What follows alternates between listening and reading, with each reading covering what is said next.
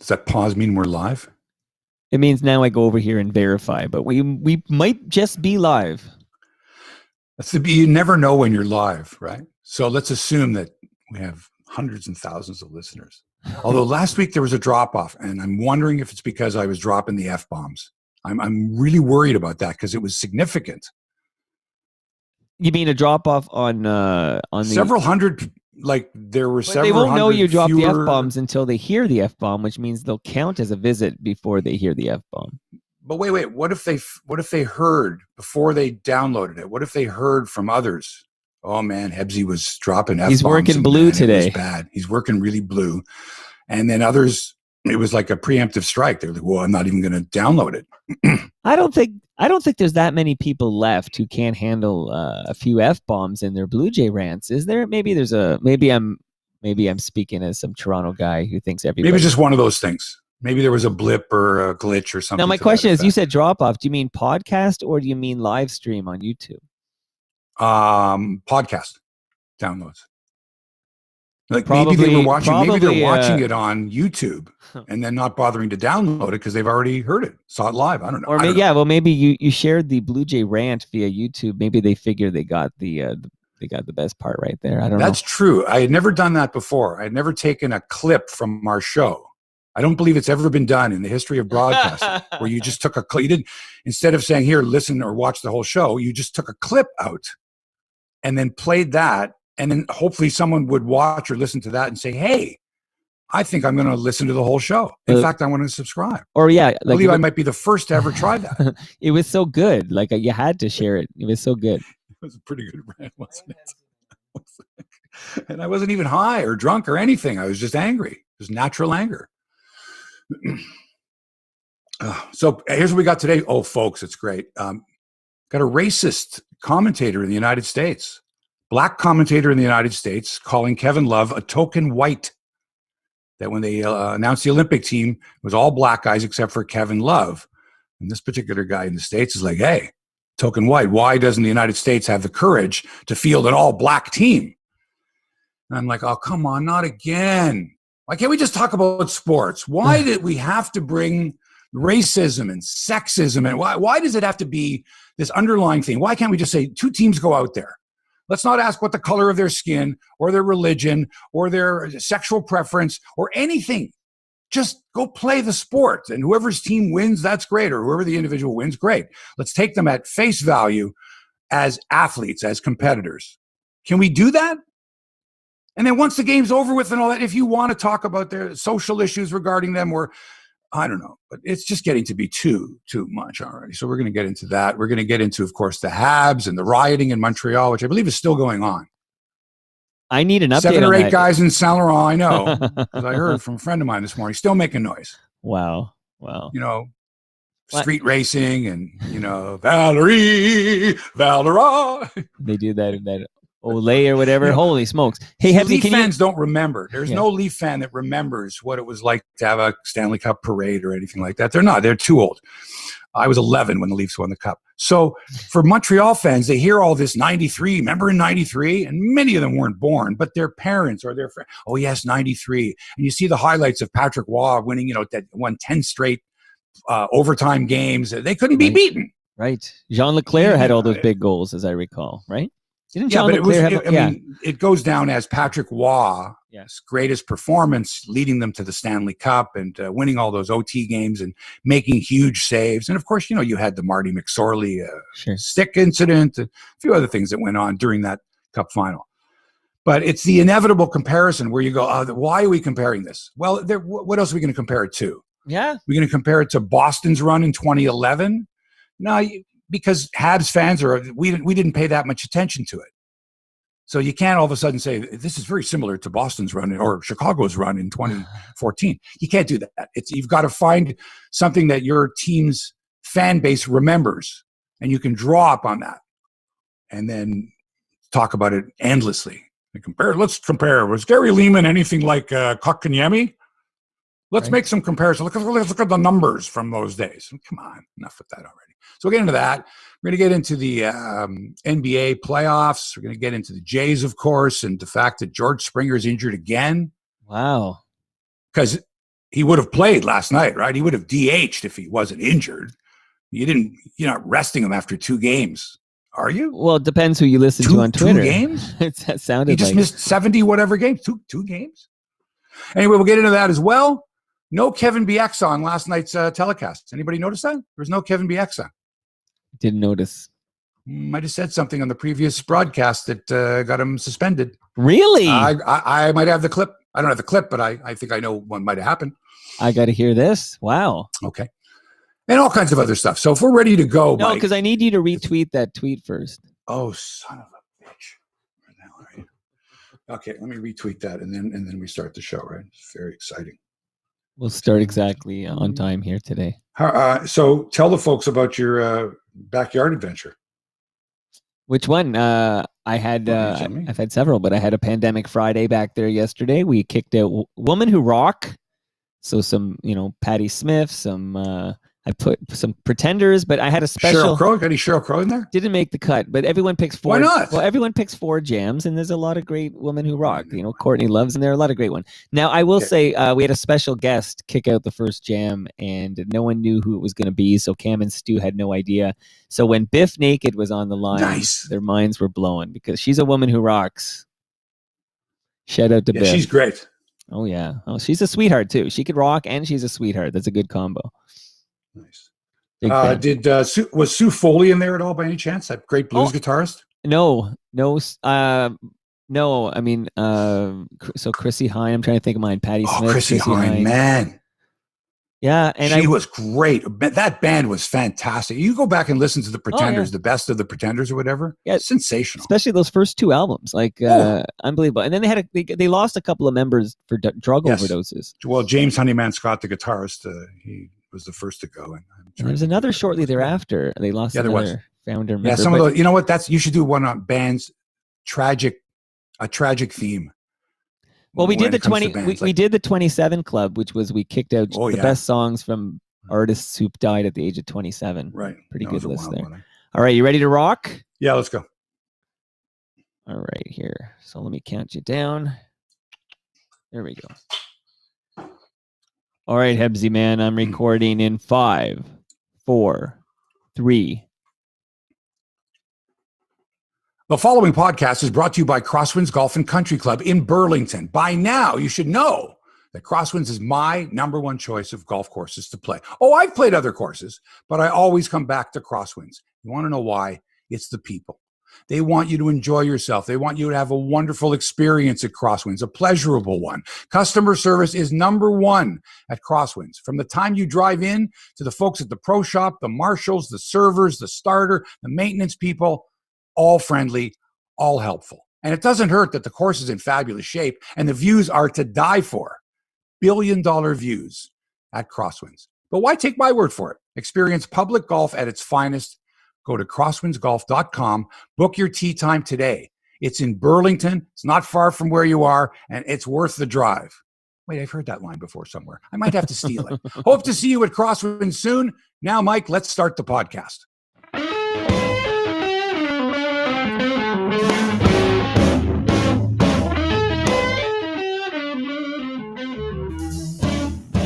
Did you fade the music before I started talking?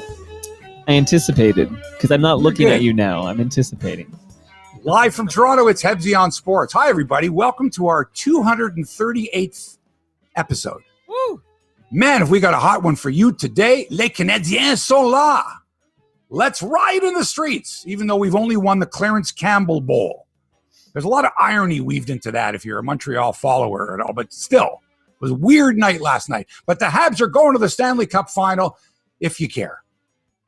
The Bluejays have won 5 straight. Ever since rookie Alec Manoah bopped a Baltimore player and then challenged the whole team to a fight, the Jays have been unstoppable.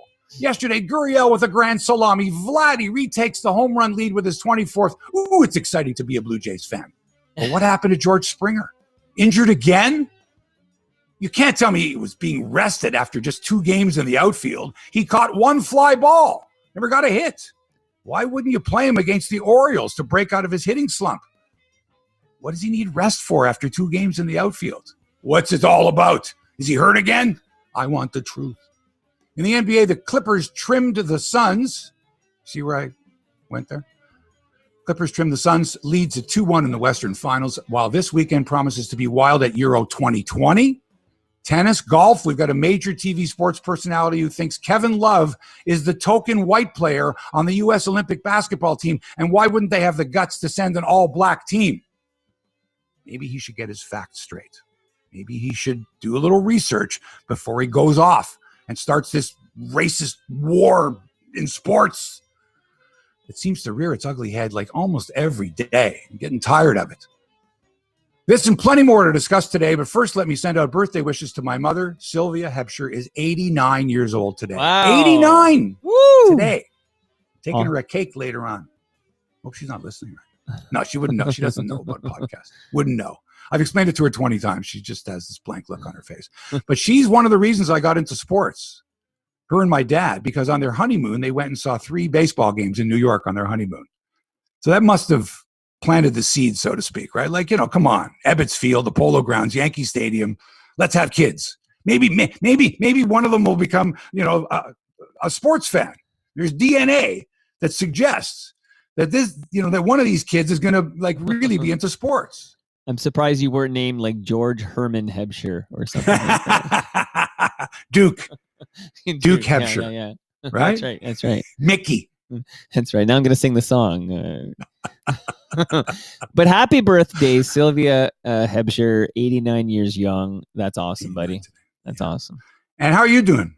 Yeah, I'm good. I'm back to normal, I'd say, 100%. Following, got my second vax last Tuesday. So I know people that have really suffered, like 2 days of it's a crapshoot, fever. I know someone who went to the hospital. Oh my God. That's how bad their reaction was. What I've noticed is, because I'm always curious about people's reactions, I've noticed it's a complete crapshoot. Like people will get the same combination and be like the same age or whatever, and one will have like no symptoms. Oh, my arm hurt a little bit, and then there's another person who's like knocked on their ass for 5 days. Like it seems completely difficult to predict. Random, yeah, very difficult, and it's not specifically this particular vaccine. Right. Oh, don't take the Moderna. You heard what happened to Myrna. She was in the hospital for 5 days. Now, me, I had the Pfizer double shot. I was lifting weights, within an hour. Well, you're Superman. I will say though that my daughter, who's turning 17, has to take Pfizer. Like that's the only one that they said she's allowed to take. So you're right. Otherwise, you take the first one you can get, I would think.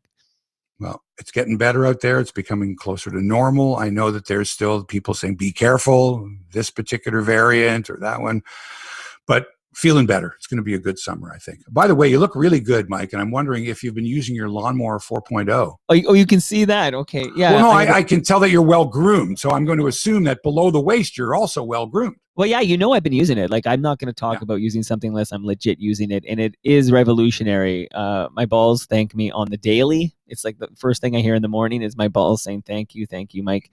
And I'm using the lawnmower 4.0. That's the one I'm using. Because I used the promo code HEBSY when I checked out at manscaped.com. You got 20% off?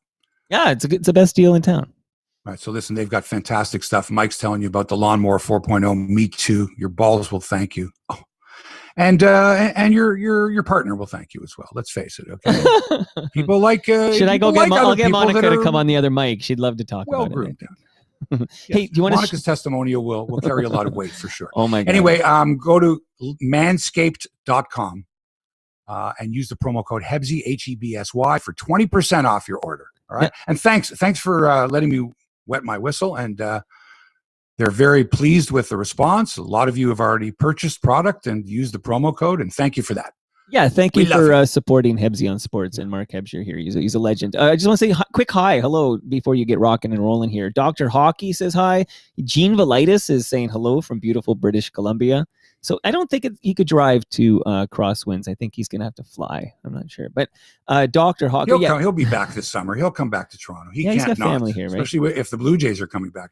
Paul Hawkyard, he's a very excited Habs fan, so he says happy Habs Friday. He's very excited. See you around, Paul. Maybe you want to listen to another show today. Well, Brian Gerstein as well, big Habs guy. He's excited. All the Montrealers. Daniel Finkler says good morning. He just got home from work, and he's listening to us, and he has the practice for the Styrian Grand Prix on the television in the background. So the what? Styrian, STYRIAN Yrian. Is this a word? I guess it is. Styrian Grand Prix. That's what it's called. Okay. It's called Mike Kerr says good morning. I know I'm almost done here. KM says go Jays go. Wayne Brown says good morning. Moose Grumpy says good morning. And yeah, KM just points out, and you'll get to it, but he says that was a very boring hockey game last night. He says he hopes they get chance. So. I don't know. I kind of think Habs fans might disagree. Right. And Phil Parkinson Mike, says good morning. That's it. And so, yeah, the Styrian Grand Prix, it's not a misprint. It's not the Syrian Grand Prix. The Styrian Grand Prix is in Austria. Okay, cool. Austria. So they're practicing, and he's listening to us and watching that. Yeah. Guess who showed up about 15 minutes ago? Oh, Milo. Otis. Milo. Milo. That's good. Otis. Yeah. Yeah. I'm making my coffee and up on the windowsill like he used to all the time when he wanted to come in was Otis. And I've got the blinds louvered so that he can't see in. But, I can, if I look down, I can see him. Wow. You know what I mean? You know that? Yeah. Behind Venetian blinds, you can just angle them, louver them a certain way that they can't see. I like that word, louver. So okay. I'm watching him, and I'm watching him going, and he's like, he's where is everybody? And he's meowing, and I'm thinking of letting him in, and I know I can't let the cat in because he doesn't live here anymore, and we can't start that all over again. So I open the door quickly, and as he tries to run in, I grab him, by the scruff of the neck, which you do with cats, lift him up. And I'm petting him and I'm giving him a kiss on the head. How's it going? And he's, I want to go inside, and I won't let him in. So I got a little cuddle for about 15 seconds. Okay. And then he just wiggled away and I let him go, and he hung out on the driveway for a while, and then I didn't see him. Okay. He showed up. Shout out to Otis. Yeah, he's doing good, and he's well groomed, and he's happy from what I can tell. So there's your Otis update right there. Okay.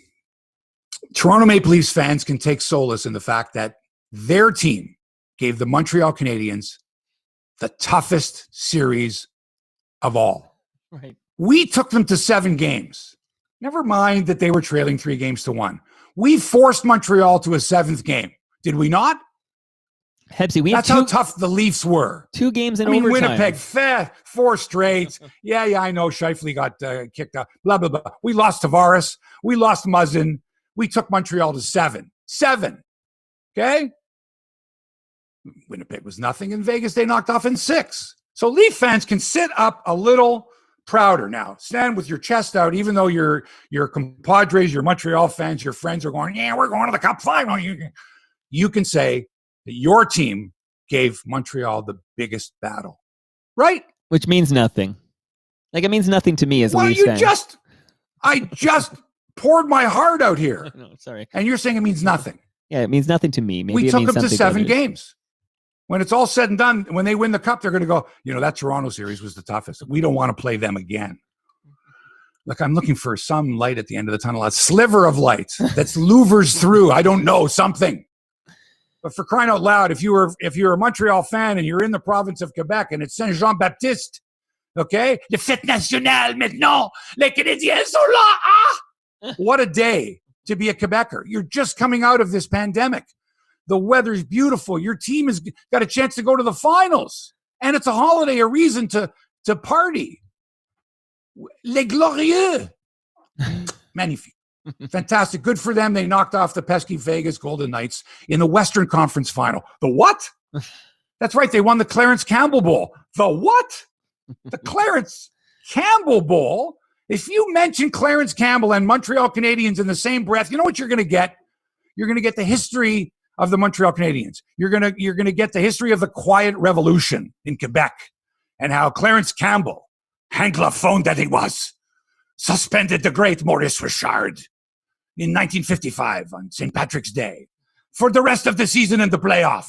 I'm sorry I'm talking that way, but that's, you know what I mean? That's the way it was explained to me by Francophones. Sure. Right? Who English isn't their mother tongue, so they speak like that. I'm not making fun. I'm giving you, this is the way they spoke. You Campbell, you English pig dog, you. Taking our Maurice Richard, the great Maurice Richard, the legendary leader of the French Canadian people. Right. He's the greatest scorer in hockey, and he's French Canadian. Got it? Yep. This Clarence Campbell guy, this Anglophone of all Anglophones. I mean, if ever the expression old white guy was perfectly suited for someone, it would be Clarence Campbell. but not from a racial standpoint. Old white guy, meaning, Anglophone white guy. Right. Anyway, so that whole history there. Like some of these Montreal fans, like Robert Benzie of the Toronto Star, who's a nice guy, is a Habs fan, is saying, oh, the Habs, the fact that the Clarence Campbell Bowl is there and he died 37 years ago and he was the one who kicked Maurice Richard out and he couldn't win the scoring title and blah, blah, blah, all that stuff. They all bring this stuff back, Clarence Campbell Bowl. Because the Habs have never won it before, because the Habs have never played in the Western Conference before. But this year is all farkakta rules scheduling and North versus South and East and West. The North is part of the West, I guess. I guess the Northern and the Western Conference that's the Western Conference. You're fighting for the Clarence Campbell Bowl. And every other year, the Habs are fighting for the Prince of Wales trophy. Both trophies mean nothing. Exactly. In fact, there's so many fucking trophies in hockey. I'm sick of it. No other sport has so many trophies. In the NBA, there's no trophy for the Western Conference winner and the Eastern Conference winner. You know what I mean? They don't win the John Havlicek trophy and the Rick Barry trophy. They don't. It's a trophy, and you get a little ribbon, and you get a cup or something like that. You get a pennant. But think about it. Only in hockey are there I don't even remember the names of all the trophies. Okay, there's the Art Ross. Oh, it's not the Art Ross anymore. It's the Rocket Richard trophy. That's right. It's the Rocket Richard trophy. Should have been the Rocket Richard trophy a long time ago. Fucking Anglophones wouldn't let us change the name of it. Who the fuck was Art Ross? I mean, think about all of this stuff that goes through it. Anyway. Love it. Carey Price should have a trophy named after him. Even if he never wins a Stanley Cup, and I think the Habs will beat either Tampa or the Islanders because of a Carey Price. Because at the beginning of the playoffs, I told you, right? And I think I mentioned chapter and verse, the goaltenders that have single-handedly won Stanley Cups. Single-handedly. And Carey Price is that guy from the very beginning. I said, how are the Leafs going to get beat? There's only one way, is if Carey Price gets into their heads. Bum. And Winnipeg, Carey Price. And did he do anything last night, Carey Price, to preserve a victory? And of course he did, at the key time, okay? With Vegas just absolutely swarming, here's Carey Price, cool as a cucumber, okay? Cooler than the other side of the pillow, whatever you want to say. That one goal that they scored where he sort of lost sight of it, it was deflected, and he couldn't quite catch it, and they scored on a rebound. And even when they did, it barely kind of got through his legs. It kind of went off his jersey and trickled in. I said, right there, I said, he's not going to allow another goal. He's just not. And you see him, you can tell. And I think the Vegas players could tell as well. Oh, we're not going to beat this guy. We can't. They kept trying to pick that top corner. They kept trying to make perfect shots. How many times did they miss the net with great chances? Because they're trying to make a perfect shot because they know that Carey Price is going to stop any shot that isn't perfect. That's exactly what happened. By the way, riot police were out in full force. Now, this isn't to win the Stanley Cup. This is just to win the Clarence Campbell Bowl. This is just to get to the Stanley Cup. Riot police in full force. Fans and players were forced to stay inside the Bell Center for a good half hour after the game so that the crowd outside could be controlled, which they weren't, because you're always going to get in a mob scene. People who never in a million years would even think of doing any destruction at all. But since they're in amongst hundreds or thousands of others, they get caught up in it. And they do shit that they would never do, like turn over police cars. What the fuck? And I'm not saying this wouldn't happen in Toronto or Winnipeg or Vancouver. Well, for sure it would happen in Vancouver. I don't know. Of course it would. You're just going to get, young people out there, part of a mob mentality where they're not thinking clearly. They're just going with the flow. Right? And I'm not talking about a celebratory parade like they had with the Raptors that was planned and everything. I'm talking about when the victory occurs. When the Raptors won the title in Toronto, people were dancing in the streets, honking their horns, waving flags, coming up to people in intersections, hugging, kissing. There was no destruction. There was one guy that grabbed a big plant, right? Right. The plant man. The plant man. That was it. Oh, those Torontonians, whoa. They're wicked, man. The guy grabbed a plant, right? What you mean you didn't turn over any police cars? No. And especially nowadays, the dislike for the police, just in general. And when people see what other people do during demonstrations, regardless of what the demonstration is for, you get that many people together in close contact, all right, you're going to get a few rabble-rousers. Come on, let's go turn over a couple of cop cars, loot a couple of stores, let's go. So what was the damage last night? Like I watched the overtime and then I turned off the TV and I haven't actually checked in on the world since then. But like what? So one cop car got turned over? Is that what happened? I don't know. Obviously anybody that had a phone, which is everybody, recorded whatever they thought would be. And I haven't gone through it because to me, you're going to get skirmishes in that. From what I understand there, nobody was seriously injured. No one was killed. Right. Property damaged, if it's 250,000 or 2.5 million or whatever, doesn't matter. I argue that if your team gets to the final for the first time since '93, you're entitled to flip one police car like that. We'll give you one. Yeah.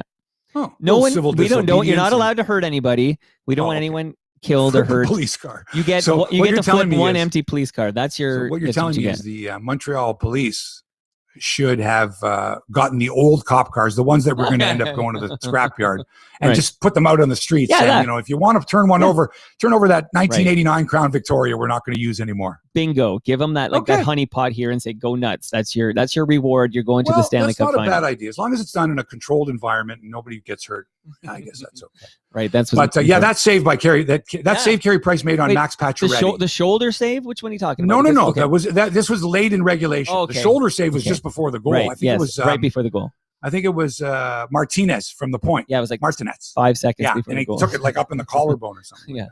But he made a save on Max Pacioretty. Right. That he made look so easy. He came right out of the blue paint, cut the angle down, gave him nothing to shoot at, and I went, they're not going to beat Carey Price. They're just not going to. And Pacioretty's like shaking his head going, oh, shit. Hebsy, I got to say, as a Leaf fan, do you have, are you almost haunted a little bit about the overtime of game 5 and 6? Because if you remember, we're up 3-1, and then we go to overtime 2 games in a row. Were we, in one of those overtimes, I remember we kind of dominated the way Vegas was. We did.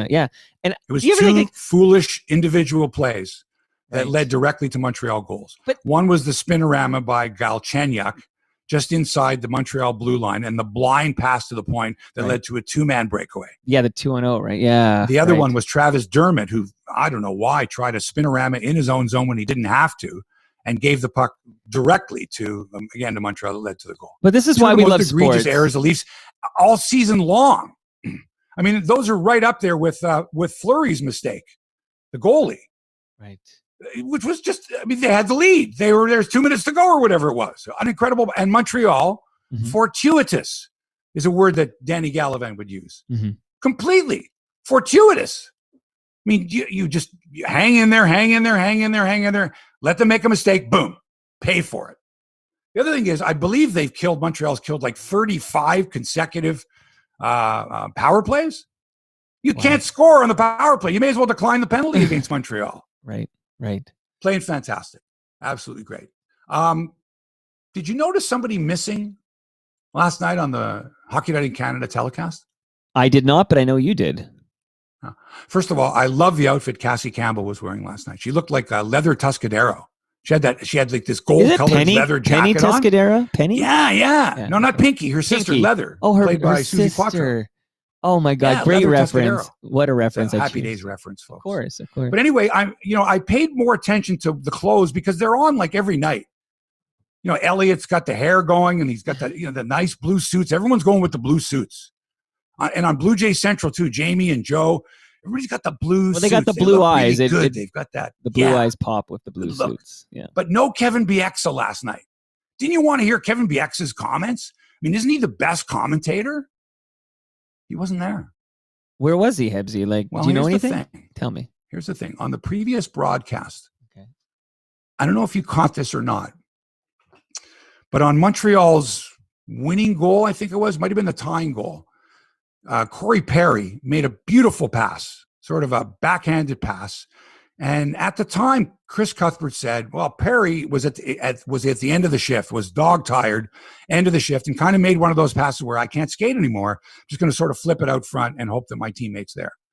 So when Cuthbert called the play, he said, look at Corey Perry at the end of the shift. So when they got to the intermission and they throw to Kevin Bieksa, and you never know what Bieksa's going to say, which is half the fun. Right. Bieksa says, sorry, Chris Cuthbert, but Corey Perry had just come off the bench. He wasn't at the end of a shift. So he corrected Cuthbert, and I went, wow, that's very perceptive and kind of dangerous too. And wonder how I would feel if I were Cuthbert. Or was I okay in being corrected? I would have in that case because I was wrong and he was right. He pointed out that Perry had just jumped off the bench. He looked tired at the end of the shift, but he wasn't. But it's sort of like, nobody would ever do that with Bob Cole, would they? Like, would Cherry even say, or McLean ever say, hey, Bob was wrong there? Or would the guys from the Hot Stove, Al Strachan or Eric Tahachik, or those guys, would they ever say, Bob Cole made a mistake there. He said so-and-so was at the end of the shift, and he wasn't. Never, ever, ever question what the play-by-play guy Really? said. Even if the play-by-play guy gets it wrong, you can't Have deliver the real talk. No, I'm saying, had you ever heard any commentator ever say that the play-by-play guy, was wrong when he did this? He was incorrect.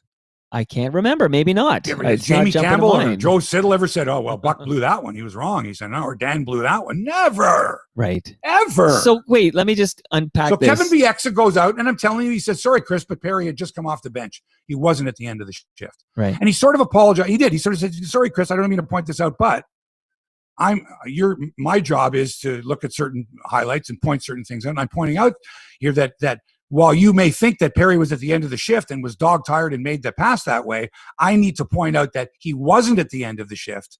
He had just come off the bench. So that wasn't one of those passes where I'm dog tired, I want to get rid of it. Are you suggesting, Mr. Hebsher, that they suspended Bieksa for calling out Chris Cuthbert in that manner? I think it's possible. Wow. I think they said, you know what, Kevin, you need a night off. Wow. You need a night off. You're going to be part of the Stanley Cup final anyway, or you would have been part of Game 7 if the game was the Habs lost and it went to Vegas. But maybe you should take a night off. I hope that's not true. And maybe Cuthbert said, or maybe someone said something. He said, hey, you can't have Kevin Bieksa, correcting the play-by-play guy, Chris Cuthbert. Can't do that.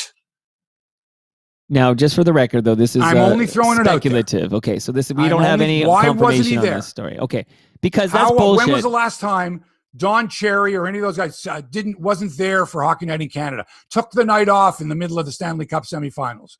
It's never happened. He's either sick, he's too ill to appear in front of the camera in his library in California, or he was told, maybe you should take the night off, Chris. HEBSY. I mean, not Chris, sorry. Yeah, you mean, yeah, of course. Because normally it's okay. Kevin, Kelly, what's her name? Jennifer? Jennifer Botterill, right? Elliotte, who, by the way, for a guy with a David Amber. Yeah, David Amber, of course. But two quick thoughts. One is, I hope that's not true with all my heart, because I would hate to why do you think he wasn't there? I can't even begin to speculate, but if they suspend... let's say he asked for the night off. He says, I don't want to work that night. I want to be with my kids. Maybe he's got does he have a kid graduating high school or something? I have no idea what he's got going on there. But if this line, I'm going to quote, you give me the quote. Sorry, Chris, but Perry had just come off the bench, so he wasn't at the end of his shift. If that gets you suspended, well, then it's all like, there's no hope. There's no hope to have any personality or character or say anything interesting at all. How vanilla and bland. So if that is true, that's just the worst news. I hope that's not true. Him on the air, which I'd never heard before. But you tell me, anyone civil manner. Has anyone ever heard a commentator on the broadcast, between periods or at halftime or whatever the sport is, say, oh, by the way, we want to correct something that, like, the play-by-play guy would do it if it was pointed out to him. For example, if Bieksa had said to the producer, tell Chris that Perry wasn't at the end of the shift. And then Chris came out for the third period and said, oh, and by the way, I wanted to point something out, correct myself that great pass by Corey Perry, he wasn't at the end of the shift. And thanks to Kevin Bieksa for pointing it out. Sure. Would that not be a better way to do it? Okay, maybe. But remember, NHLPA and all that, like Bieksa and longtime Perry union member, he's going to call out sure your number one play-by-play guy. Take some balls to say, and by the way, he was wrong, in order to get your point across. If Mark Messier does that on ESPN, he could have never pointed that out. He's not getting suspended. You know what I mean? Like if Messier calls out, yeah, go ahead. He could have never pointed that out at all, and you would still think Kevin Bieksa was a great commentator. But he felt the need to correct Chris Cuthbert and inform the audience of what really happened on that play. Which might be the first interesting thing said on that panel in 2021, and he gets suspended for that. Like, I'm just saying, I know. I never said he got suspended. Oh, I never said that. You said he might have got suspended. You're saying he got suspended. No, you're speculating. You don't know definitively. I'm saying he wasn't there. What could be the reason? Okay. Maybe he has a family obligation. Who knows? I don't know. I just hope that's, I'm just saying, I hope that's not the reason. Okay. I never heard anybody say, oh, by the way, Kevin Bieksa not joining us. Now, I missed the beginning of the the panel, so I don't know if David Amber or Ron McLean, excuse me, pointed it out. I don't know if they said, oh, and by the way, here's Kelly, here's Cassie, here's Jennifer, here's whatever, but Kevin's not with us tonight. Can I I ask didn't you, hear that, and if I'm wrong, please someone correct me. Can I ask you a question He's not about here, he's got other obligations, or he's watching his son graduate, or whatever the hell it is. Right. But I'm going to just pick until up I hear on otherwise, yeah. I'm concerned Okay. as to why Kevin Bieksa was not available for Game 6 of the Stanley Cup semifinals. He's been on every single night since the beginning of the playoffs, I believe. I don't believe he's missed any games. Well, I'm glad you caught that, and we'll have to follow up on that story. But I'm just saying. I'm going to pull it a thread. Did I not tell you also Yeah. about changes at the Fan morning show last week? Oh, okay. Can I ask a quick question about the panel before we get to the Yeah. real quick. Picking up a thread that was KM dropped in the chat here, which I think is interesting. He points out something I've noticed as well. You remember we talked about Brian Burke always looked so miserable on that panel? He just looked miserable. Like that was his curmudgeon persona or whatever. I don't know. Maybe that's the real him, but I never liked it because it's like, why does this guy look like he's being tortured here, whatever?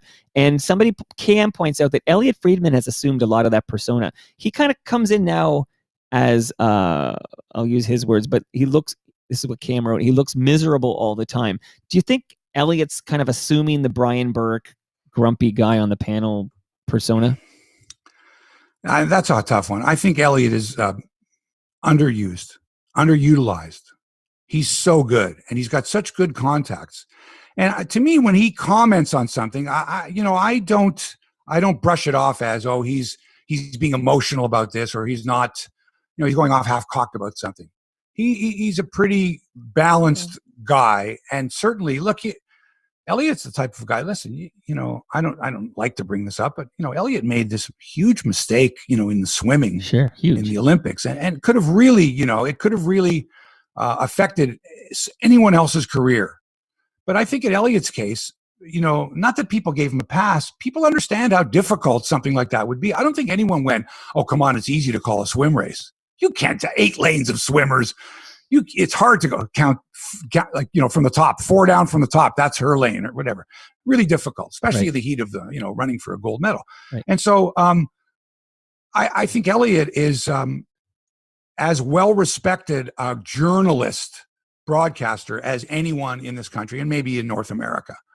He just, he's got an excellent reputation. He doesn't make factual errors. That particular error while he was calling swimming was, I wouldn't say that's a factual. I don't think he got confused in the moment. And and I think most people would. I think most people would, even professional broadcasters. That's tough. It happens. Sure, I watched that live. Man, he bounced back from it, and he's a good broadcaster. And so it's like, what do we do with Elliotte? Do we make him a grumpy old man? Do we make him the expert? Do we, how do we pursue this? And Elliottte's got a great reputation. And so you don't want to play with that and turn him into, a guy that has to make these offhanded comments or, something that people go, well, what's he saying there? Like, controversial stuff. I don't think he's built for the controversial stuff. That's just me. He gets it factually correct. He tells a good story. He's got excellent contacts. He presents very well. Obviously he's an experienced broadcaster. He's done everything. He's done like almost every sport. He's interviewed people post-match, pre-match. He's done commentary. He's done play-by-play, Olympics. So I give him a huge pass. Sure, he put in the reps. Yeah, he put in the work. Cool. Okay, now I'm very curious about the Fan 590 morning show because you gave us a big clue last week, and you were onto something there. Give us the goods. Well, I think you have to look at what they expect from this station and sports radio in general, and how far Rogers is willing to go to spend money to get the right people on the air and to promote these shows. So, the morning show has been an issue, I guess. We've gone over the morning show numbers are low at the Fan and at 1050. And the morning teams have been there for a few years now. You're looking at Michael Landsberg and Carlo Koliakovo on TSN 1050 and Scott MacArthur with Mike Zigomanis, and up until, I guess, the end of this week or today, Hugh Burrell, who's been doing the sports updates for many years since, well before these two guys were on the show. Right. So Hugh's leaving of his own. He's going to work for Golf Town. Good for him. Corporate communications, I believe, if I'm not mistaken. He knows when to jump. That's a smart move, I think. Yeah. And so do you see the writing on the wall? Well, I can't say, but I would think probably that he probably figured that they were going to make some changes with new management coming in and all that stuff. And so that's sort of been the ongoing rumor that they're going to make changes. What changes and in what order are these changes and who is going to be affected? Hugh is number one. Zigomanis is back on the air. I don't know. And with the summer coming, especially on these stations, they bring in all kinds of talents. You're going to do a week. You're going to do a week. You're on vacation. Basically, Overdrive goes on holidays for almost the whole summer. Those guys, right? They rotate it. Sometimes all three of them are off. Sometimes two of the three are off. But the summer is when they take their break because they work all hockey season. Right. So you're going to get a lot of different voices, I think, on the air. And part of the audition process is always, let's see how you do for a week in the summer. And then when September comes, we'll see if you're on our list. I think that's what's going to happen. What do you think the chances are we have a new morning show on the Fan 590 for Labor Day?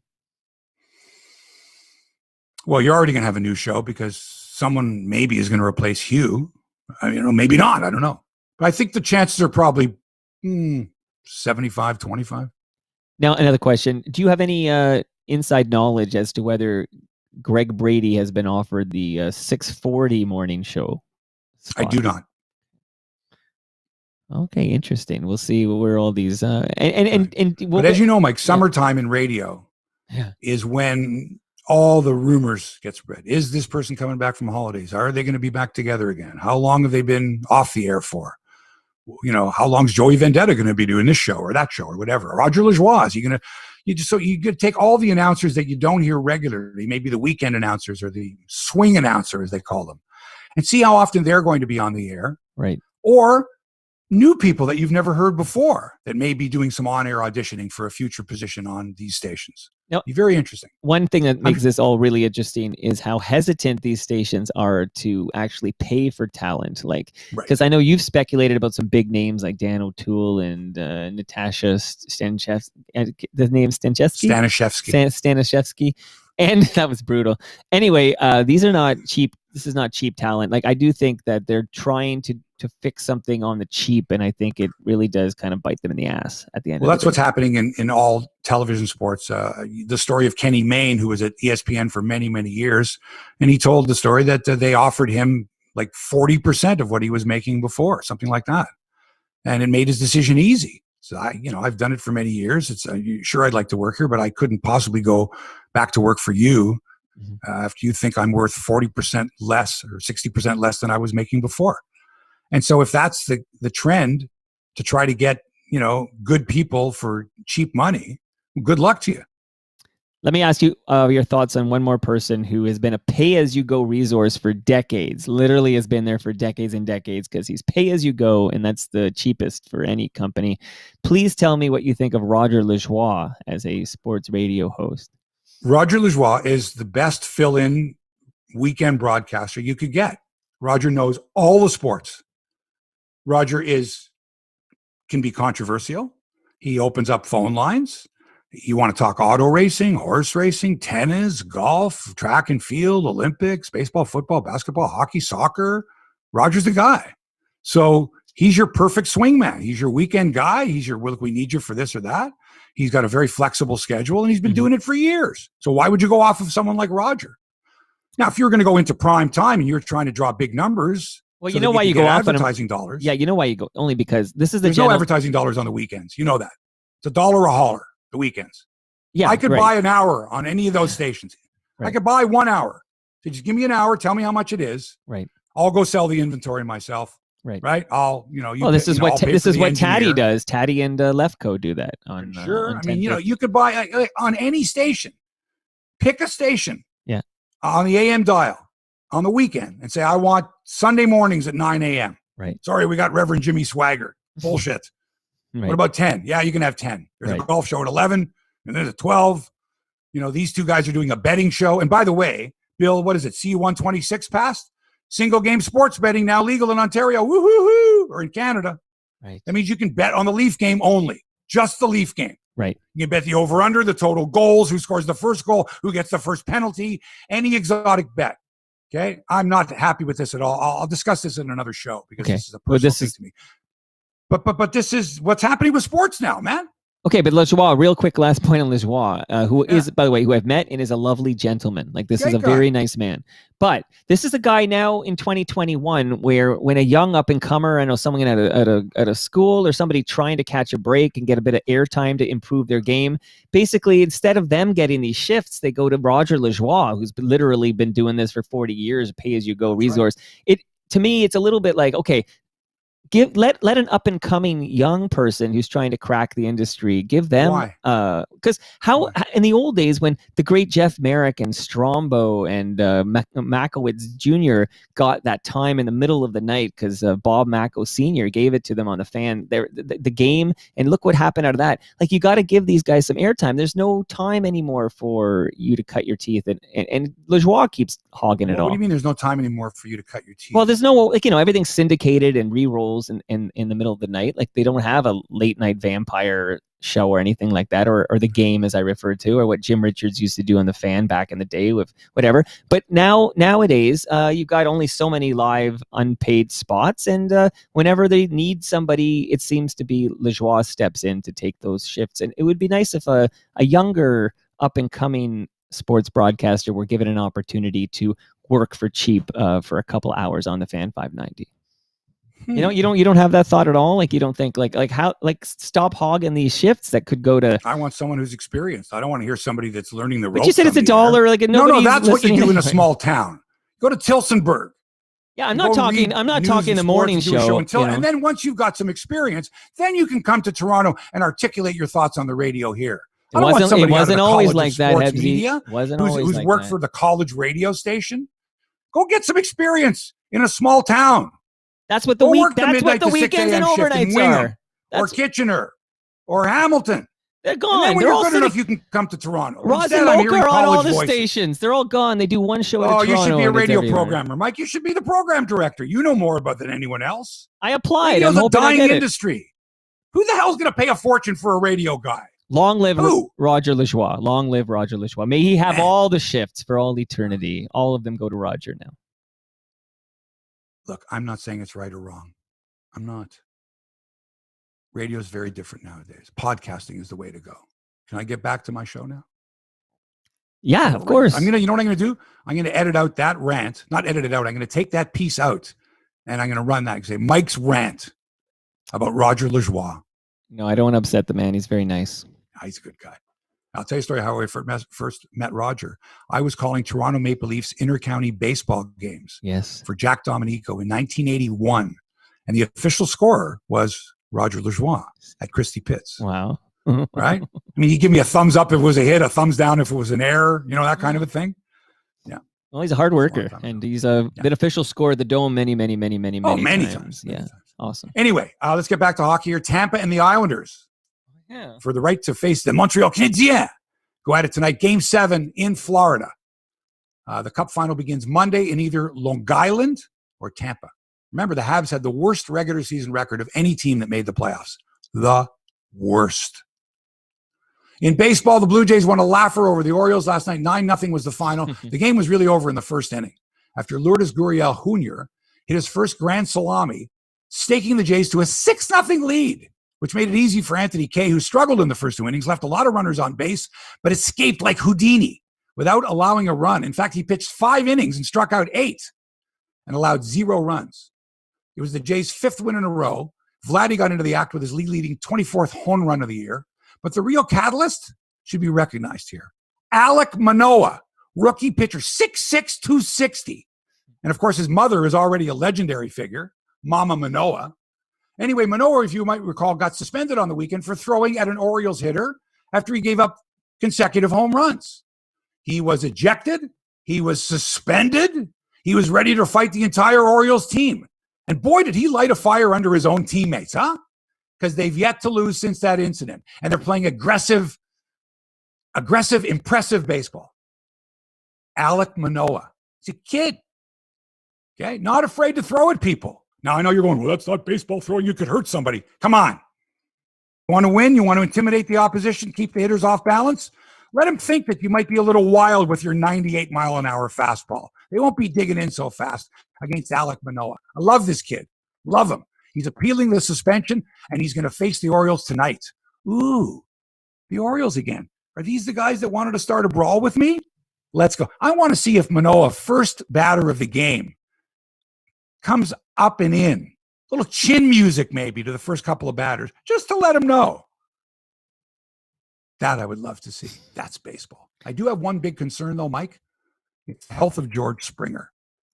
Charlie Montoyo says, no, Springer's 100%, but he's not 100% game ready, so that's why he's sitting. This was last night. Right. He gave Springer the night off. Or did he? Did Springer beg off? Is the quad bothering him? Is Charlie worried? Did Shapiro and Atkins say, no, don't play him more than 2 games in a row. Load management, like Kawhi. We don't want him hurting that quad again. What the fuck, man? Come on. He missed, 60, 70 games? And now 2 games in a row, he plays center field. He chases down 1 fly ball. That's it. He hasn't had a hit. You're facing the Orioles, the worst team in baseball. Why wouldn't you put Springer in as a DH and let him get 3 hits? I mean, there's your time. George, you're struggling a little bit? Go face this dude.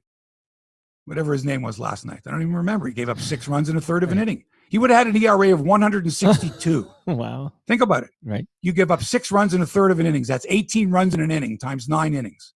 Wow. That's 162. His ERA of 162.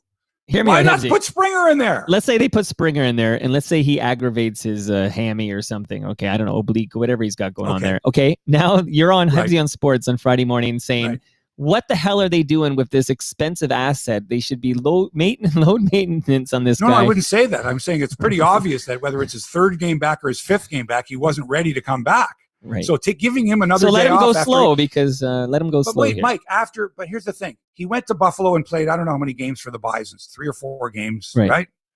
We showed the highlights for it. And then he joins the team earlier this week, right? Right. And he plays 2 games in center field. He gets 1 fly ball in 2 games. He doesn't get a hit. And now Montoyo figures, let's give him the whole day off. Not let's just have him DH, right? Let's give him the whole day off. Now, this was 3 days after Montoyo said, he's not coming back into the lineup until he's 100% and he's going to play center field. He's not coming back into the lineup as a DH, right? So you naturally think that there is not, they waited an extra week just to make sure. And he's going to play every single game from now till the end of the season. You think Vladdy would ever accept a day off? Vladdy, you're going to rest today. No, let me just DH. No, you're going to rest completely. No way. Do you think any of these other guys would say, no, I need to take the day off? So I'm worried that Springer is not 100%. And they're going, shit, if we play him today and he hurts himself, so we have to rest him. And we have to hope that tomorrow he's going to be okay. So tonight, Hebsy, you froze up. Springer's playing center field tonight. You got it. You back? You back now live? Yeah, you're back now. You went for like 5 seconds. I don't know, one of those things. I'm concerned about George Springer. I don't believe he is 100%. I believe if he were 100%, then Montoyo, he would say, no, put me in the lineup, Charlie. I want to swing that bat. I want to, especially against the Orioles, man. I need to get the batting average up there. So he's got to be hurt. Not after 2 games. It's not like he's a catcher and he caught 2 games and he took a couple of foul tips off the mask and whatever, and woozy, and his back is bothering him. They're just taking it slow. They spent a lot of money on this individual. They've taken it slow for 3 months with this guy. Let's go. You told me this is a development And if he's not year. healthy enough, let me know right now. If he's not healthy and he'll never be healthy, I want to know now. Well, you sound like I need to make other plans for my outfield. Because Moose Grumpy says, what does he say? Who cares about Springer over this guy? Like, does Moose Grumpy better get used to Springer? He's not going anywhere. Eventually, like Springer, in theory, eventually is healthy and is a key member of this team for years to come. When is he going to get healthy? How long? I've never heard anyone take. Did you give up on Al Leiter? Did you give up on Al Leiter when he had those blisters? No, this is a different story. See, here's the thing. Once they got him, once they signed him, obviously he had to pass a physical. So he passed the physical, right? And then it was quite apparent when he got to spring training that there was something wrong. Now, they could have opted for surgery. They could have said, geez, George, we got to get, or whatever, some procedure or something, not just rest, something. It's a quad. It's not his Achilles tendon that popped. And so I think in spring training, they knew something was wrong. So take it easy with George in spring training, whatever, he'll DH. Did anyone see him play? I didn't see him play any center field, hardly at all. So okay, but he's $150 million man. He'd take his time, et cetera, et cetera. And we waited. And then the season began and he was on the IL. Why? Why is he on the IL? Well, he hurt something in spring training. In spring training? He hurt something in spring training? Like, come on. You sound like Allen Way too Iverson. many guys getting hurt in spring training. So I think he hurt himself in spring training. They could have gone for surgery. They said, no, let's rest it. Because if we have surgery, then everyone's going to be on our case. And we'll rest it. And we'll bring him back. Oh, shit, we shouldn't have brought him back. Let's rest it. Rest it. Not surgery. Not acupuncture or anything like that. Not arthroscopic. Let's rest it. Rest it. Rest it. What month is it now? May? Rest it. What month is it now? June? End of June. Okay, let's bring him back. But only for a couple of games. Then we got to rest it again. Is this going to be what's going to be with George all year long? Play 2, rest 1. Play 3, rest 1. Play center field for 2, rest, DH. Come on. You're paying $150 million. The guy should play every inning of every game. Every inning of every game because he's missed 65 or whatever games. So anyway, last night, DH was Vladdy. First baseman was Joe Panik, who's played all of 4 Major League games at first. Now, it didn't matter because they won 9-0. But had it been a tight game, which it wasn't, I would have might have questioned this move. Again, I think Springer's hurt. That's just me. Also, I've been saying for weeks now that Reese McGuire should be your starting catcher. What are they fucking around with Riley Adams for? This kid is overmatched in the major leagues. And I don't care that Reese McGuire is being platooned. Let him play against lefty pitchers. Man, the guy's hitting 324. Is every game. I think he's had multiple hits in like 6 of his last 7 games. And he's a good catcher. He's throwing guys out on the bases. He's worthy of the number 1 job.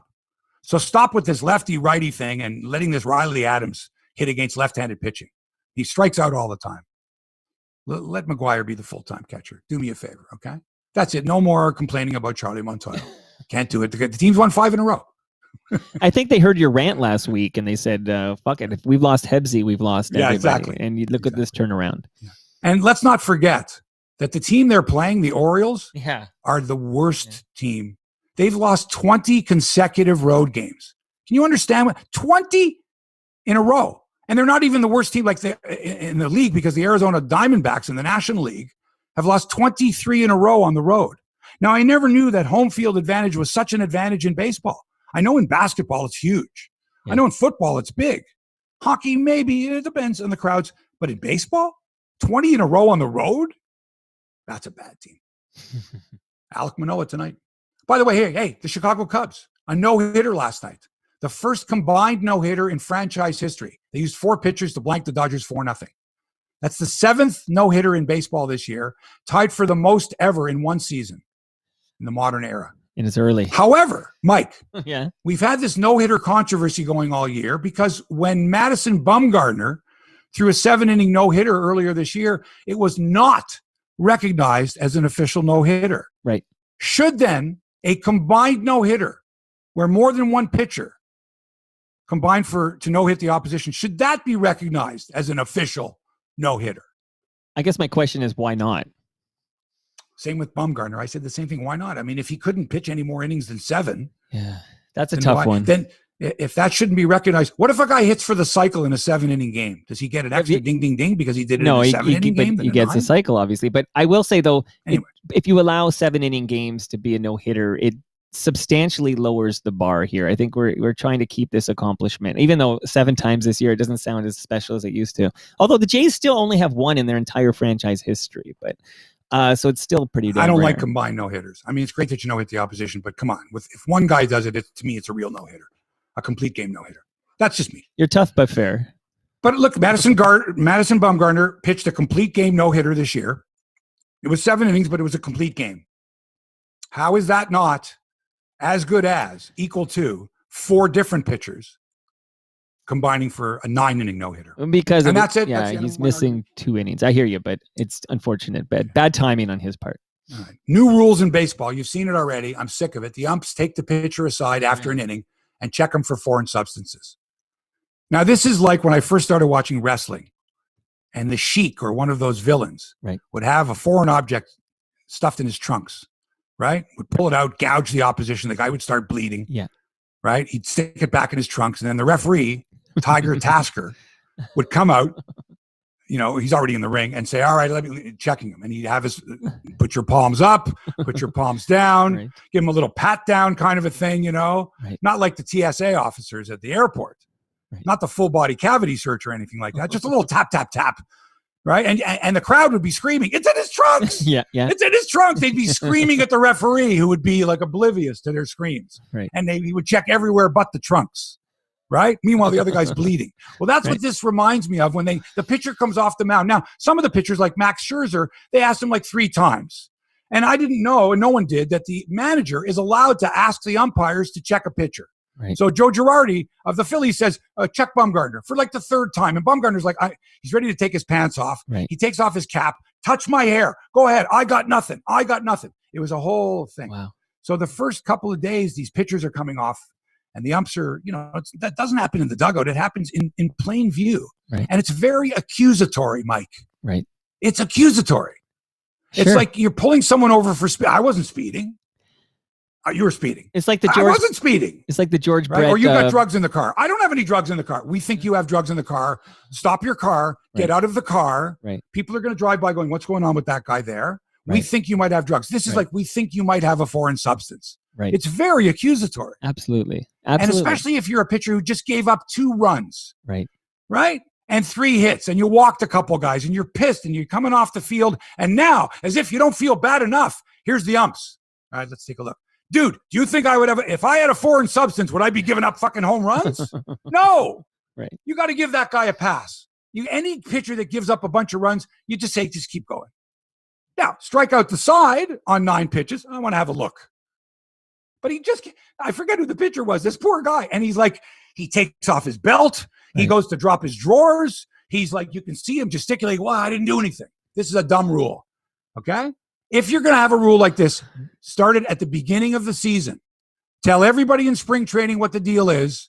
Let the crowds, let the fans get used to something like this. Don't introduce it in the middle of a season. All right? This should be applied starting next year so everyone's familiar with it and everyone's properly prepared. Baseball just keeps shooting itself in the foot with these dumb rules. I come to see a baseball game, not a 4-hour exhibition with umpires. I know all the umpires now. Sergio Romo. I know them because Sergio Romo, because these umpires keep missing balls and strikes by a mile. When Dan Shulman goes, oh my God, like, I can't believe he called that a strike. Right? Dan's usually a modicum of, civility and just, okay, Sure. give him a bit. It was a little outside. It could have been called a strike. Right. But when it's that far outside and Dan Shulman goes, oh my God, what was he watching? And then they have a close-up of the umpire who's blown. How about that ump the other night who blew 3 calls at first base? 3 of them. The dude takes his foot, what's his name? Aguilar, takes his foot off the bag on a ground ball, tries to cheat it, and he takes his foot off the bag well in advance before he catches the ball. And the ump's like, he's out. And everyone's like, he's out. Like, everyone knew at the time. The ump completely blew the call. Then he blew another call.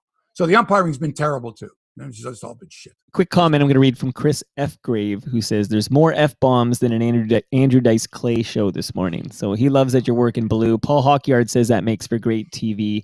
And I just want to say hi to a couple people who have been helping out here. Angela MTF, hello to you. And Sinclair Russell is here. And again, if anybody's listening to the podcast right now, and there's many of you, we are live every Friday at 9:20 Eastern on HEBSY's YouTube page. So go find Live from Toronto with HEBSY's live stream and subscribe, and then get notified every Friday morning when we go live. Thank you, Toronto Mike. Euro 2020, which should have taken place last year, but, well, it's still called Euro 2020 because when they printed the T-shirts, like millions of them, you can't go back. So Right. It's still Euro 2020. It's been pretty exciting so far, especially in my neighborhood. I live in Little Italy. And we're in the knockout stage now, which means you lose and you're gone. So Right. tomorrow it's Wales against Denmark. And then Italy battling Austria.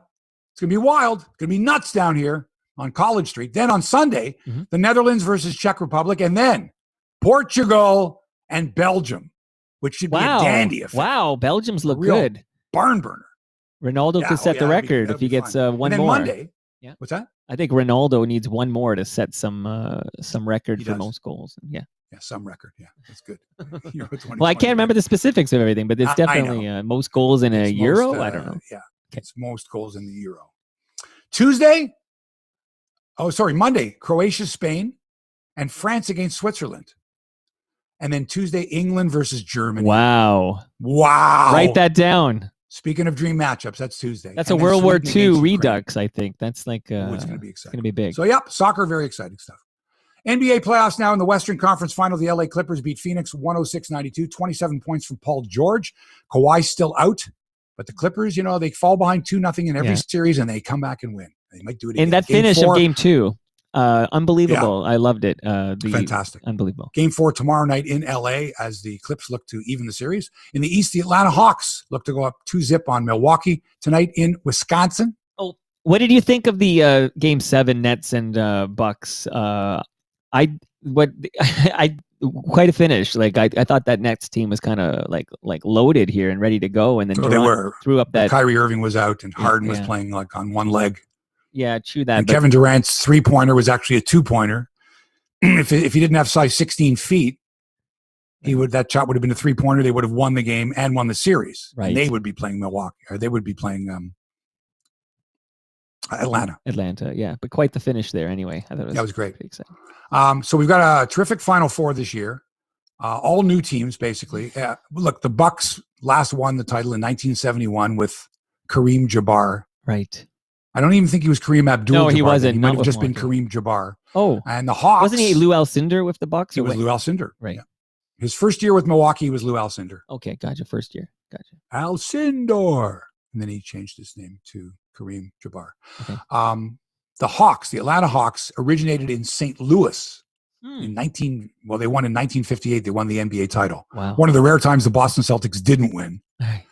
That would have been the St. Louis Hawks with Bob Pettit. So none of the 4 teams, the Suns, Phoenix Suns, LA Clippers, who used to be the San Diego Clippers, and before that, the Buffalo Braves. Your team. That franchise has never won a championship, nor have the Phoenix Suns. Wow. They've made it to 2 finals. And there you go. Golf now. Before we get to the Pro Tours, let me remind you that Crosswinds Golf and Country Club should be your first choice for public golf in Southern Ontario. Take the short trip to Burlington. Check them out. Fabulous golf, billion-dollar views, and the nicest people you'll ever meet. I'm playing there tomorrow. I'm playing there on Canada Day as well. It's my choice. Check them out, crosswindsgolf.com. There you go. On the PGA Tour, it's the Travelers Championship in Connecticut. I never could figure out how they got that name. It's Connecticut, but it's Connecticut. Right. It's like Strawn Avenue, Strachan Avenue. Yeah, right. Al Strachan Avenue, I think they call it. Yeah. So the field is already out there for the second round, so I'm not going to give you any updates here. Let's just say Mackenzie Hughes from Dundas, Ontario, who has played Crosswinds before, is at 3 under par, 4 back of the leaders. Burlington's Michael Gligich, who for sure has played Crosswinds, is in the hunt along with Adam Hadwin, Nick Taylor, David Hearn, and Roger Sloan. The ladies are playing the LPGA Championship in Georgia. Hamilton's Elena Sharp fired a 3 under par 69, just 2 back of the lead. Not a good day, though, for Brooke Henderson, who managed a 2 over par 74. She was tied for 61st after the opening 18. Her sister, Brittany, is on the bag this week. She had some visa issues last week and could not be with Brooke, and she's on the bag. And I don't know, 2 over 74 with your sister on the bag. What the fuck's going on? Hey, sis. My big question is... did better last week with some stranger on the bag. Hamilton's Elena Sharp, any relation to the great Iron Mike Sharp? No. The boxer? No, wrestler. Oh, the wrestler Iron Mike Sharp. Right. Iron Mike Sharp. Oh, that Mike Sharp. Right. He's the strongest man in the world or something, wasn't he? Or at least that's how he was billed, as I recall, with Jack Tunney Presents at Maple Leaf Gardens there. Yeah, Maple Leaf Wrestling. Jack Tunney used to come by and always drop off tickets. When I worked at CKFH, Foster Hewitt Station, we were right at Grenville Street and Yonge, right at Yonge and College. Yonge Carleton, of course. It's called Carleton on the east side of Yonge and College on the west side. So stupid.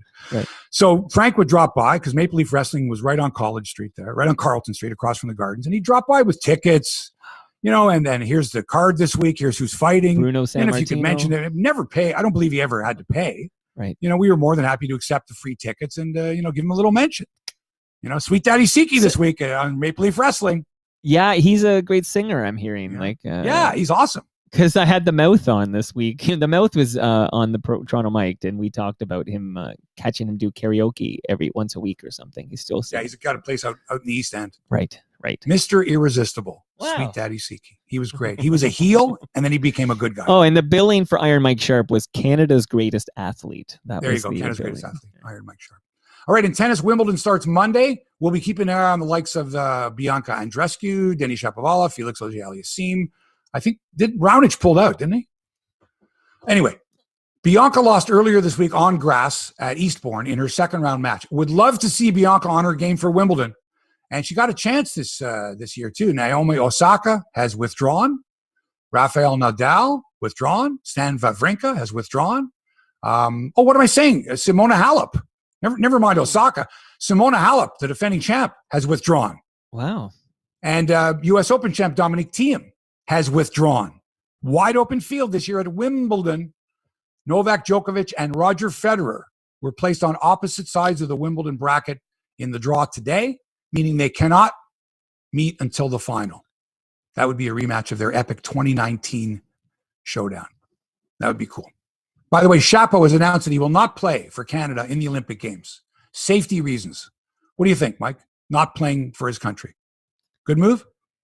I wish he was playing because I'd love to see him represent Canada. Like, that would be awesome. Would you be comfortable going to Tokyo?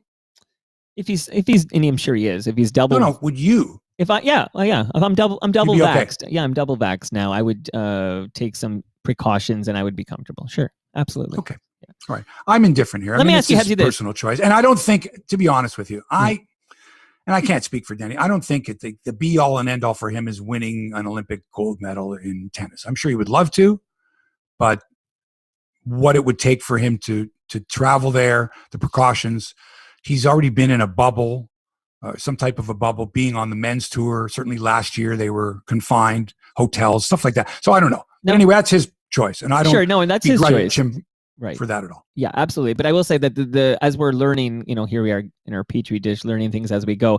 The vaccines are really holding up well against these variants, particularly with the symptoms being severe enough for hospitalization. So yeah, you might still get COVID double vaxxed, but you'd probably get, the symptoms would be so mild that they're not going to put your life in any jeopardy or anything. Right. So I think if you're double vaxxed and I'm double vaxxed, like, I would not have a problem recording with you in the basement here. Like, that's where I'm at with double But if vaxxed. you go to a place where you, like, what if someone says, yeah, I'm double vaxxed, and they're not double vaxxed, and there's no passport or vaccine passport? You're right. I can't prove to anyone that I had 2 doses of Pfizer.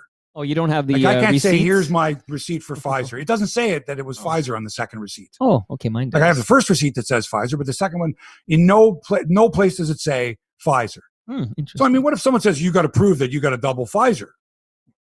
I can't. So anyway, that's sure, and in Japan, yeah. very few people have been, or a very small percentage have been fully vaccinated. Anyway, he makes up his own. See, we had a strange thing though. That's like, okay, because I saw Brian Gerstein here said he would prefer no Canadian tennis players go to the Olympics. But meanwhile, that's awfully selfish. Yeah, but let's say we thought the same thing about somebody like DeGrasse. Okay, Andre DeGrasse, like, I'm not going to go because wouldn't you be disappointed because like DeGrasse, this is the event for him. Not this year. I'll be honest with you, the Olympics aren't that important to me this year. Like, if you choose not to go, I'm okay with it. In fact, I don't know if I would go either. I don't know if I would want to go. I think if I wanted to go to the Olympics, and I trained my whole life, I sure would want to go, with everyone out in full force in front of a but full it's every 4 years, that. Your window. I get it. I get it. Especially DeGrasse. Like, this is it. Like, this is the moment for Andre DeGrasse. Yeah, I don't know if I'm as excited. Now, having said that, the closer we get to the Olympic Games, I may change my mind. But right now, I'm not buying the hype. But we're all watching these Euros, and there's like these full stands of people going nuts, and we have no concerns, right? Like, we're excited to watch this. Like, I don't know quite why we're all freaking out over the Olympics, and we're watching this huge European event take place with massive crowds. Well, we're not freaking out. Okay. This is the entire world, and this is the country of Japan are the ones who are very concerned. If they're concerned, wouldn't you be concerned? Like, if they say, look, we're concerned that people are coming into our country and we're not fully vaccinated here, would you not be concerned too? Going, oh, geez, if in Japan only 15% have been vaccinated, right? Sure. Anyway, okay, big bubble. Especially what you've been through the past year and a half. So up to each individual. Cool. All right. Less than 24 hours after ESPN's Jay Williams inaccurately said that it took the Boston Celtics 75 years to hire a head coach of color, his colleague at ESPN, Jalen Rose, falsely claimed that the NBA is afraid to send an all-black team to the Olympics. Rose admits he's quite bothered that Kevin Lowe made Team USA. In fact, he called Kevin Lowe, quote, a token. Kevin Lowe is on the team because of tokenism, said Rose. Don't be scared to make an all-black team representing the United States of America. I'm disappointed by that. Jalen, rather than fan the flames of racism from your pulpit, get your facts straight. The 2016 U.S. Olympic team was all black. Or had you forgotten, Jalen? Wow. Not a white person to be found. No token whites. And by the way, Kevin Lowe has come out publicly on many occasions to talk about mental health issues, of which he is a sufferer. And I think that this is a real disgusting, dastardly thing to do to someone who, through no fault of his own, a white man and a pretty darn good basketball player and deserving of a position on the U.S. Olympic team. You know, were you saying that Christian Laettner shouldn't have been on Team USA in 1992? Okay, he was a college player and never played a day in the pros. I get that. But in this case here, Kevin Love, he played in the pros. All-star player. Oh. And so for him to have to read Jalen Rose, a black man, saying that the choice of love was for tokenism and he didn't earn it on merit is not a good look at all. It really is not. Can you imagine if a white commentator said that the inclusion of PK Subban to the Canadian team meant that he was a token? You couldn't do it. Not the same thing. And that Canada shouldn't be scared to send an all-white team? The point of the matter is this. He got his facts wrong. He got all excited about something that he had no reason to be because they've already sent an all-black team. And why single out Kevin Love in your anger that the U.S. is afraid to send an all-black team? They're not afraid to send it. They already did. Right. He got it wrong. Right. I've seen a lot of this lately, Mike. Yesterday, I had to correct a journalist who said that Jackie Robinson held the all-time record for stealing home. All over Twitter. Wrong. It was a white man, Ty Cobb. In fact, a noted racist. Right. Ironically, Ty Cobb holds the record. But that's factually incorrect. So people in a certain position of authority, journalists, people that have a pulpit to speak from, that are spewing lies, is just fanning the flames of racism. Jalen, you're wrong. You've already sent an all-black team. Why go off on Kevin Lowe? Why do this? Why not talk basketball? Like, why do I need to hear social commentary from people like Stephen A. Smith, for example? He's always talking about race. He's always trying to get viewers to be suspicious of white people and their intentions. And I find it to be offensive, even though I like hearing the opinions of these guys when it comes to sports. I'd rather not hear their opinions on what they think of whites versus blacks. Every white coach that gets announced in the NBA, Stephen A. Smith lists all the black candidates that should have gotten the job. I wonder if it's just an ESPN thing. I wonder if he's just trying to be divisive without a foundation of facts. But a lot of this talk has been very militant lately.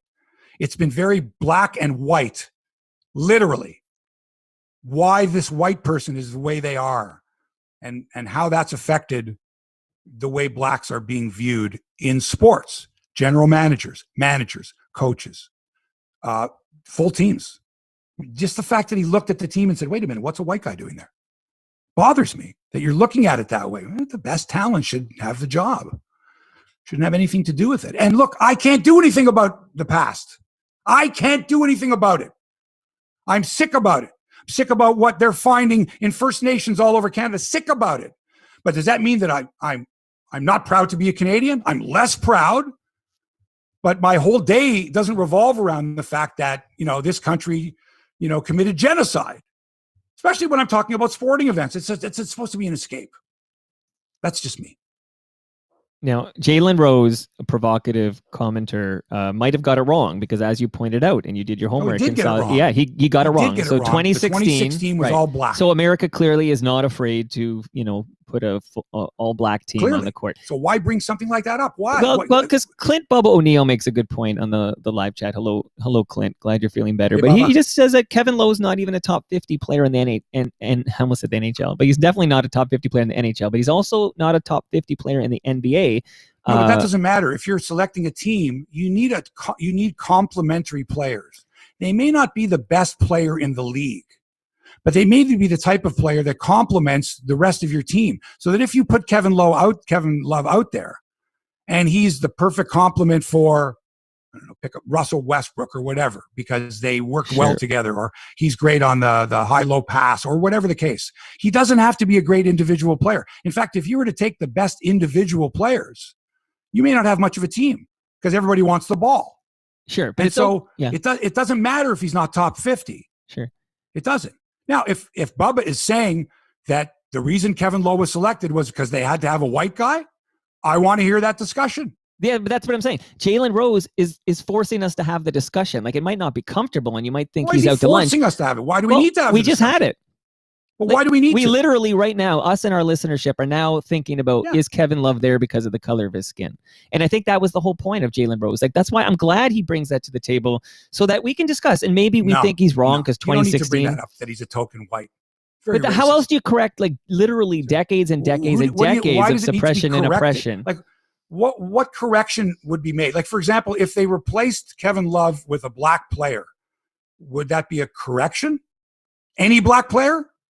It depends on whether Kevin Love was selected because of some inherent systemic racism that meant that you didn't want to field an all-black team, right? Wow. It's so worth now the we're going to discussion. question every move made by every executive that chose a team? No, Jalen Rose is questioning that decision, and we're talking about it, which I think Rose is wrong important. Because Jalen Rose said that America is afraid to put an all-black team. Yeah, but Jalen Rose can be wrong about that and still be correct that Kevin Love is there because he's a white man. And apologizes to Kevin Love for even suggesting that, God forbid, he's not good enough to make this team. Sorry, man. Take a pass. Do something else. Pick on somebody else. Really. All right, we're about to wrap it up, but here's why geography is very important, Mike. Very important in sports. A group of French football fans managed to miss their team's Euro 2020 game against Hungary on the weekend after not only traveling to the wrong stadium, but the wrong country completely. Okay. These French fans. Anyway, their team was playing in the Hungarian capital of Budapest, last Saturday afternoon. But these 6 directionally challenged idiots who work together got drunk, boarded a flight that morning that landed more than 500 miles away in the Romanian capital of Bucharest. I'd like a flight to Bucharest, please. Did you say Budapest or Bucharest? So Bucharest. Hey, they missed the team's game. They were wondering why, when they were in Bucharest, that there were fans of another country. I can't think what it was. Austria, maybe. And they were, what are you guys doing here? Geez, that's funny that Austrians would be at a Hungary game. And they followed these Austrian fans to the game and then realized that they were in the wrong stadium in the wrong country because the French weren't playing. Very funny. Right? And they ended up watching it on TV. Now, Mike, have you ever gone to a place, like taken a trip or whatever, ventured somewhere, thinking you were going somewhere and finding out that you're in completely the wrong place? Never. Have you? Never. No. No. It's like, I mean, once I was flying from LA to Oakland, and when I said Oakland, the lady thought I said Auckland, like Auckland, New Zealand, because I have a Canadian accent, or so she said. She said, did you say Auckland? I said, no, Oakland. She goes, Oakland, California. I go, yeah. She goes, because I thought you might have said Auckland. Right. No. Thanks for that, because I didn't want to fly to New Zealand. But other than that, I just think it's hysterically funny. And that's my kicker. That's it. Got nothing else. That's the tweet. Woo! Yeah. And by the way, folks, please listen for commentators when they say, oh, see that ball player there? He loves the game. Oh, he loves playing the game. No kidding. Really? You don't have to say that. Please don't tell me when you're talking about a particular player how much he or she loves the game. It's a given. Thank you. That's it for episode 238 of HEBSY on Sports. Thanks to Toronto Mike for production and inspiration. Thanks to our great sponsors, crosswinsgolf.com and manscaped.com. Use the promo code HEBSY to get 20% off your order. Your balls will thank you. Manscaped.com. And yeah, I'll be golfing at Crosswinds this weekend, weather permitting. So if you see me out there, say hello. And have a fantastic weekend. Mike, you have a great weekend too. You too, buddy. Thanks for allowing us into your headspace. Thanks for listening. Back with another exciting episode. Controversial episode. Racist-filled, accusatory episode. Wow. Flame-fanning episode. Wow. HEBSY on Sports. That's next week. Until then, so long for now.